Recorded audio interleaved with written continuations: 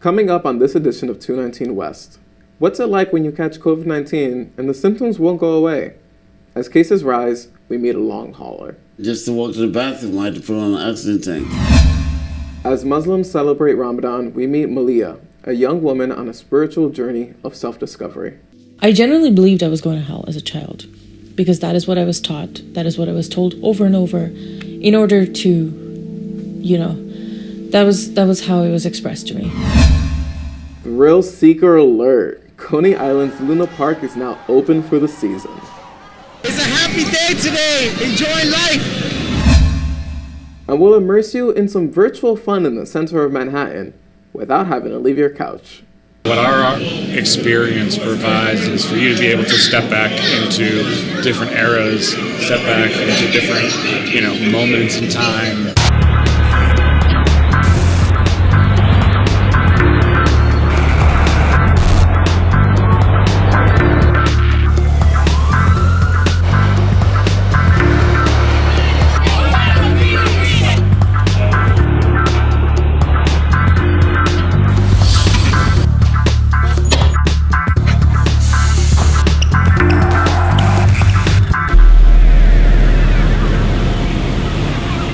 Hello and welcome to 219 West. I'm Demetria Osei-Tutu.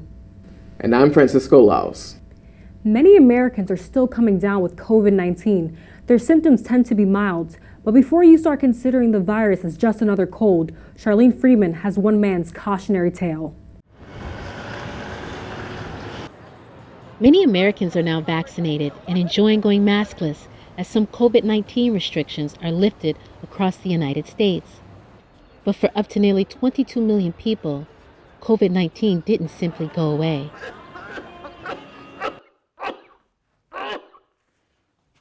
That's what happens with my COVID. I start to cough when I talk. Rohan has long COVID. Some of his symptoms lasted more than a year after recovering from the initial infection. Long COVID symptoms look like brain fog, chronic fatigue, and muscle ache after minimal exertion or even at rest. And some so-called long haulers can have difficulty breathing or organ damage. Oh, it was terrible because I got up in the morning and just to walk to the bathroom, I had to put on an oxygen tank. Until recently, Rohan needed help breathing. Coming down the stairs, I had to put it on. Rohan first contracted COVID-19 in June 2020, well before the vaccines were available, and while still recovering from a brain injury resulting from a car accident. But then after COVID, he lost a lot of physical. Like he couldn't really walk that much anymore without the oxygen. Almost 7% of the adult population who have suffered from COVID-19 still experience long COVID symptoms months after the initial infection. And for those with pre-existing conditions like Rohan, long COVID can make their illness worse and further weaken their immune system. People who have long COVID, particularly those who have lung injury due to COVID that's long-standing, are at higher risk for succumbing to disease and being hospitalized if they get COVID again. Rohan was a systems analyst, but now he is home full-time. He spends his days helping with chores and errands, as well as doing cognitive exercises online.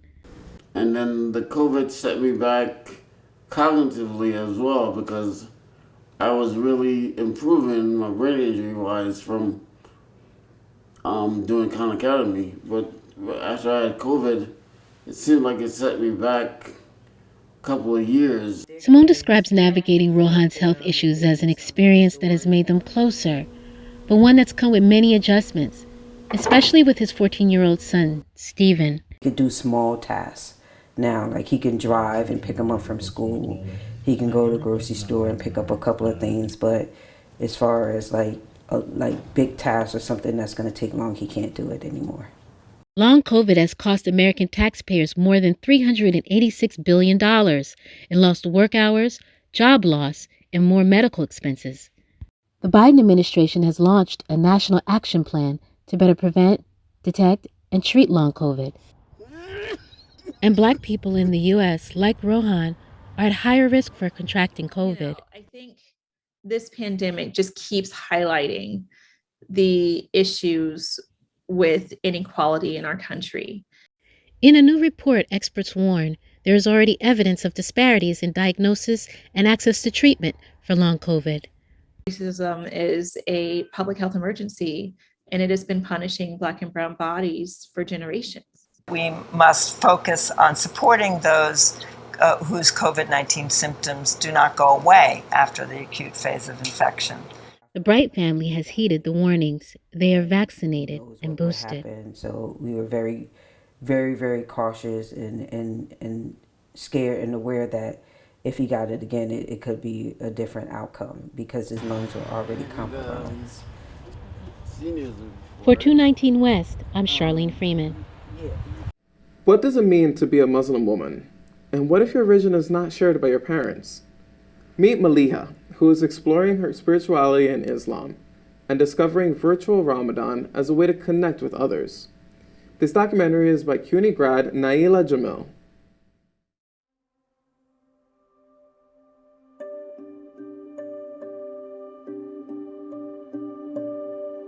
How does it feel like to live underwater when you've only always lived underwater?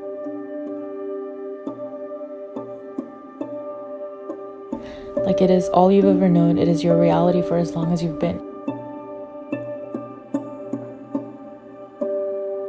Even if it's a skewed version of reality, it is all you've been exposed to.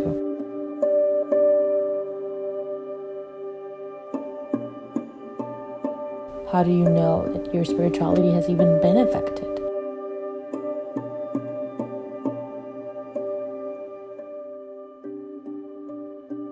Spirituality was taught to me as a form of punishment, like, this isn't supposed to be easy. If I ever complain, this is hard, this doesn't make sense, it's like, well, if it doesn't make sense, it's because you have doubts. If you're complaining it's too hard, then that is because you're not connected to God.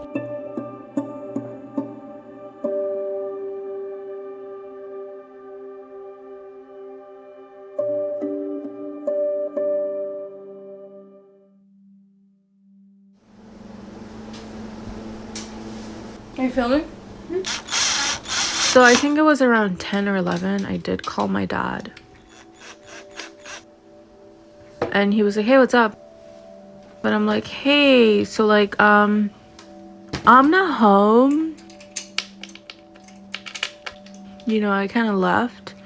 He's like, okay. And I'm like, I'm not coming back though tonight.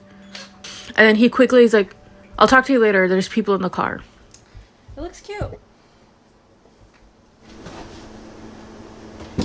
My fear of here is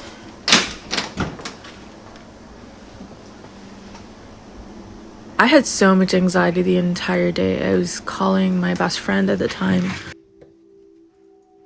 I was literally packing stuff in laundry bags.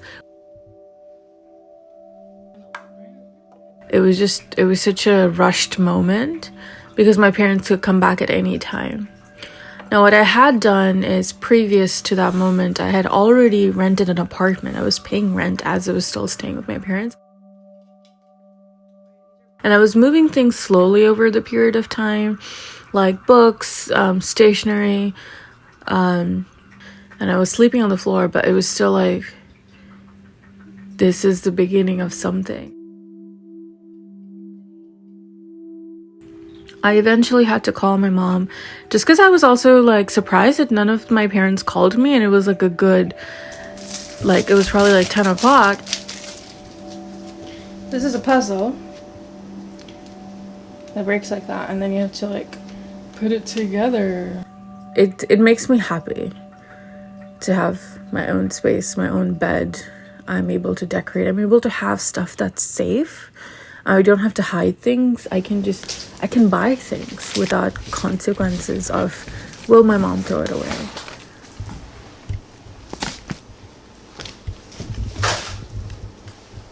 It's weird. It's weird that I feel safe with strangers, but not with family. I would give this address to so many people before I'd give it to my parents. I just don't want to see them in my space. I'm not ready yet. And it's been 2+ years. You know what I didn't put here? My trauma books. Dude, this feels like an adult living room. I mean, having a bookshelf for no purpose just to put like random stuff, that's peak, you made it. Like, I always have to have space that's functional. So the fact that that just exists for aesthetics, it's kind of cool concept.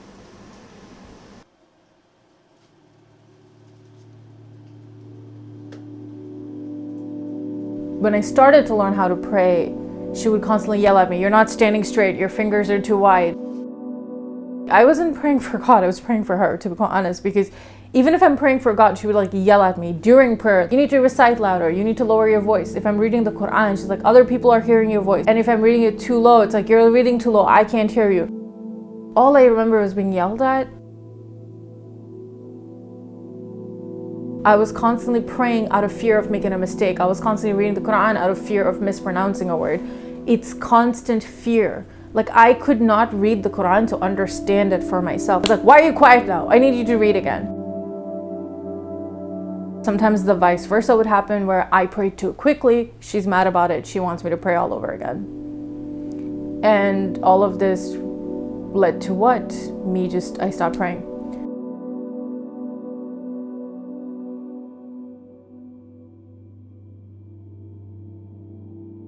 My prayers are full of anxiety. People speak of khushu, people speak of being at this peace when they're connecting with God, when they're these 5 minutes of their day, 5 times a day, connecting with Him, grounding themselves. For me, Salat becomes a ball of anxiety. I sometimes get panic attacks from them. Sometimes I dissociate. Sometimes they're just rushed because it is such a pain point. I just want to get through an obligation.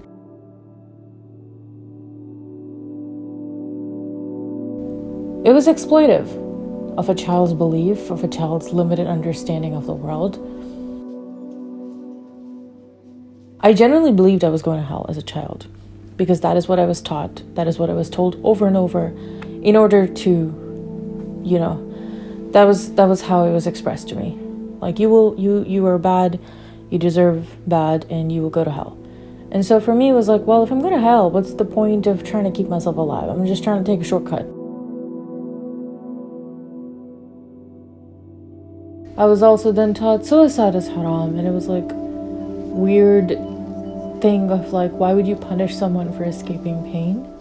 It was a lot of that pushed me out of the religion. I was like, you know what? I don't think He exists. I think all of this is false. It doesn't make sense. It's inaccurate. It's contradicting so many things. And I was just like, I'm out. And if disbelieving in God leads me to hell, then so be it.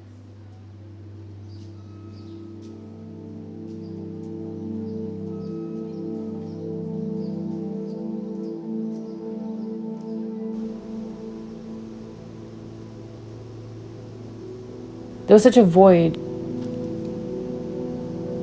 There was still so much pain and so much suffering. Just nothing made sense.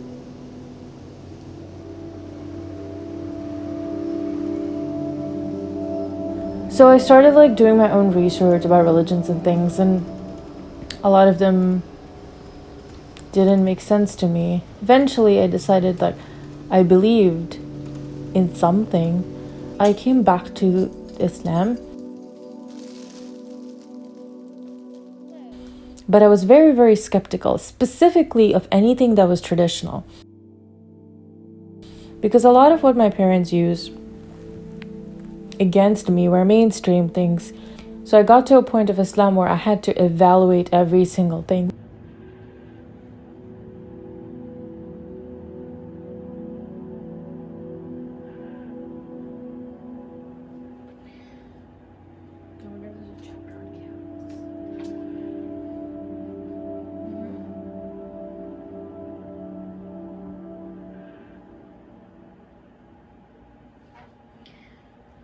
أعوذ بالله من الشيطان الرجيم بسم الله الرحمن الرحيم إذا السماء انفطرت وإذا الكواكب انتثرت وإذا البحار فجرت وإذا القبور بعثرت.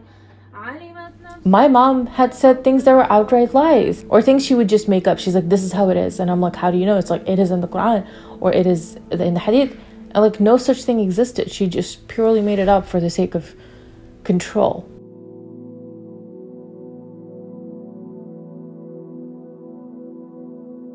And I tend to always gravitate towards Muslims who come from not so traditional lifestyles or Muslims who have struggled with their spirituality.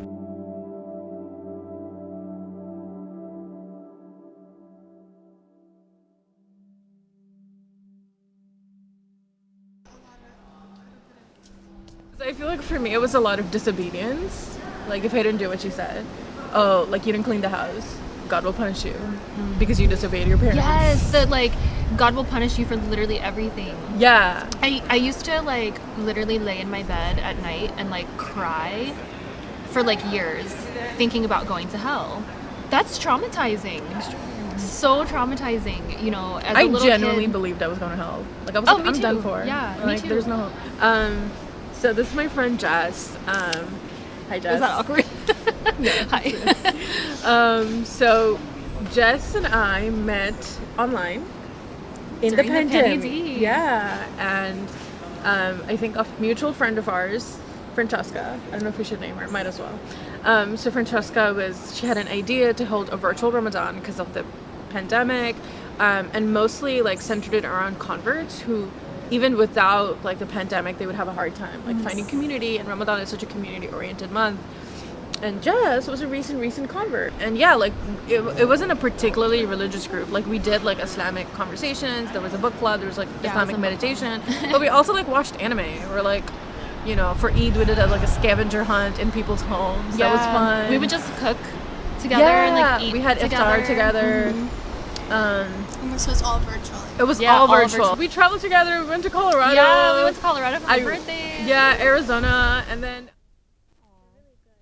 I think the biggest thing of particularly like 2020 was just reconnecting with different Muslims in different parts of the country, different lifestyles, whether it's through the internet, in person, and it's the people. It's the people. That is how I'm reconnecting with Allah as well.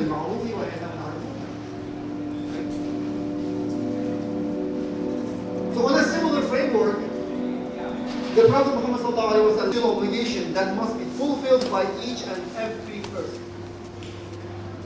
That's why, you know, persons with disabilities, orphans, and yes, marginalized communities. Meaning of the, you know, of the history of Islam in Medina, which involves advocating for those groups as allies.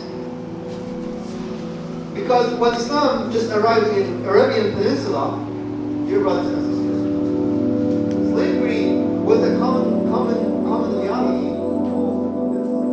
Learning about abuse and oppression in the religion helped me a lot. Learning that there is exceptions and there is mercy. And recognizing that my relationship with him can look different and it's still valid, it's still there.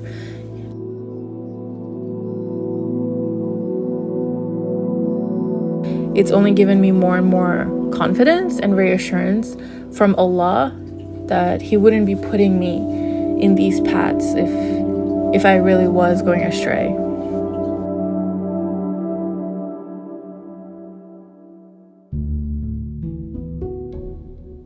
I tend to seek God at moments where I feel full and satisfied with life.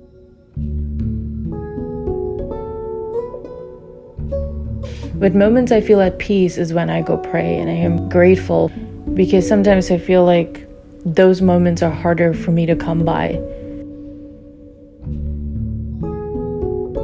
My spirituality has been affected in very difficult ways where things that are seen as traditional obligations are very challenging for me because I still have to figure out my own path all the time. I cannot trust anything else. I have to vet everything, and that's a lot of work. But I kind of like having these thoughts that bring me more peace, where feeling gratitude allows me to connect better with Him. And so it allows me to focus on the good in my life, and to make the best of what I have. Alhamdulillah, I'm here, I've made it so far, and I've survived. Today, Malia is studying for a graduate degree in public health. One sign of spring, Brooklyn's Luna Park has reopened. Coney Island is also celebrating the 95th anniversary of the historic Cyclone roller coaster. We sent Pumla Khalifa to check out the thrills. The screams of packed roller coaster rides are back at Coney Island's Luna Park as thrill seekers young and old celebrate its reopening. Happy day today. Enjoy life. Luna Park kicked off its season with the celebration of the Cyclone's 95th anniversary. The first amusement park here was Steeplechase Park, built in 1897. In 1903, the original Luna Park opened its gates.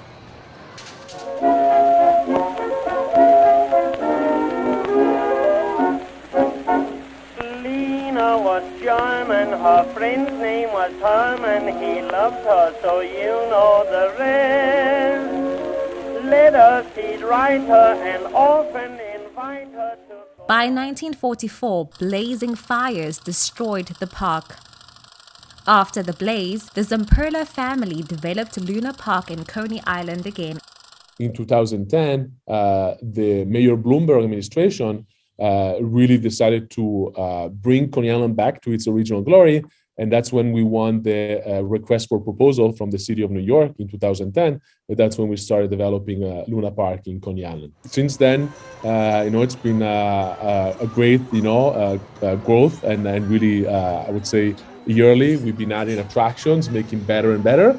And now we are really the largest amusement park in the New York City area that offers the most rides, games, and probably the best food and beverage options in the whole borough. It didn't take long to attract visitors from all parts of the world. That was until a pandemic forced it to shut its gates again. When it comes to our operations, 2020, we stayed completely closed. So New York State did not allow amusement parks to open, not even 1 hour. The park shut down in 2020 due to the COVID-19 pandemic and later reopened last year with strict COVID-19 restrictions. Finally, we were allowed to do what we love and really in safety, and people, like the energy was really special. This year, they hope to extend the season and introduce 3 more new rides. I'm Pumla Khalifa reporting for 219 West. Have you ever wanted to see the New York City skyline up close? Now you can, thanks to an attraction in Times Square where I saw tourists and New Yorkers alike getting a taste of the Big Apple, 30 feet off the ground. Times Square is many things for native New Yorkers. It can be a place to avoid, but one attraction may be changing that. Rise New York, a new attraction from the entertainment production company running Subway, is showing tourists and New Yorkers alike a new side of New York. I think that, what our experience provides is for you to be able to step back into different eras, step back into different, moments in time, be able to kind of go into the old City Hall subway station or backstage of the TV studio and give you an overview and a better sense of New York so that when you go out and explore it, you appreciate it more. Rise New York partnered with the Museum of American Finance, the Rock and Roll Hall of Fame, the Museum at Fashion Institute of Technology, and several other institutions to create 7 galleries. Each has its own theme: finance, skyline, TV and radio, fashion, music, Broadway, and film. Creating something for people to actually learn, explore the city, and want to, go out and do more things after they come here. That's our goal. There's a lot to learn about New York City. Things even New Yorkers may not know about, from the first elevator break in 1852 to the Lenape people being the original people in New York City. For many folks, the 40-feet immersive aerial dome ride mimicking flying around the city is the best part. The ride has to be one of the favorites, but actually the guest interaction. The faces that they make when they finish getting out of Subway, it's amazing. So I love that joy. We really liked the ride at the end, but the whole museum was really, really great. All right, and what have you learned about New York City so far? I really loved watching and seeing all the stuff about the garment district. I thought that was really interesting. Are there any attractions you plan to see in person because of this museum? The Times Building and the ball. We'll probably go see that too, yeah. On the corner of 7th Ave and West 45th Street, Rise New York is open every day except Tuesday. Ticket price varies depending on age and package type. Enjoy. As we wrap up this edition of 219 West, we pay tribute to cherry blossoms, that symbolic flower of the spring. Some experts have concerns the rise of global temperatures is damaging the health of iconic cherry blossoms that were gifted by the Japanese government over 100 years ago. Although the trees have a life expectancy of 60 years, some of the original trees are still alive and well. You can find them at historic Riverside Park, Hunters Point Park, and Central Park's Cherry Hill. When in bloom, the colors can be enjoyed for up to 3 weeks. They represent an annual time of renewal and the beauty of nature. Join us next time. I'm Francisco Laos. And I'm Demetria Osetutu. See you next month.